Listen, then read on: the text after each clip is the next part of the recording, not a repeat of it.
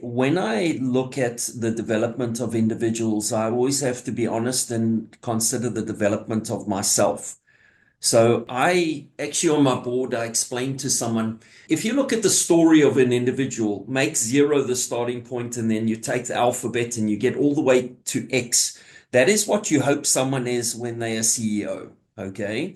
So for me, the lifelong development is within all of us. And as we gather experiences, education, exposure to different moments, different people, different environments, different countries, and all these kind of things, you start developing your alphabet. And for me, you now have your alphabet develop, and let's say you get to X. And a lot of people believe that they're smart enough and they should stop learning at X. But for me, you look at X and you take that as a point in time. And I'm going to use a number, and I'm going to say, at that point in time, I'm capable and qualified to be the CEO of a company of 250 million. Then I draw a dashed line and I go to the next one, which is the letter Y. And I say that Y is now a company of 350 million. And I'm saying that when you get these dashes, it means that you might have gaps in your knowledge, arsenal, experience, and those kind of things, which means you do assumptions and you're implementing risk into your decision making because you might not sit with the lifelong experiences or knowledge that will actually get you that point. Now, that's okay.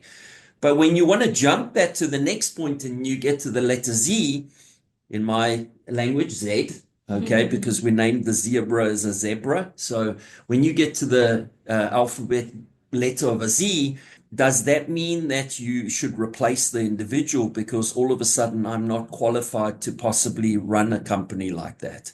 Now, if you look at your lifelong learnings, no one can ever deprive you of an education or knowledge or experiences. So that's probably the most valuable thing that any organization might give to you.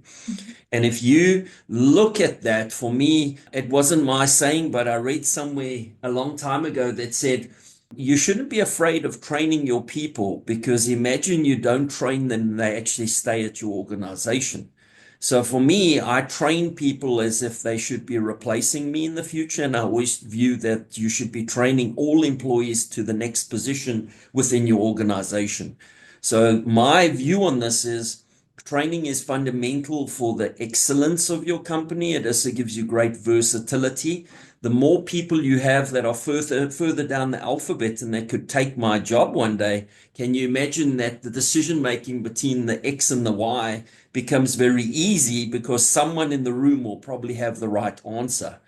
So I believe that it's vital that you should, no matter what job you have, you should be investing in your training and you should be investing in your development.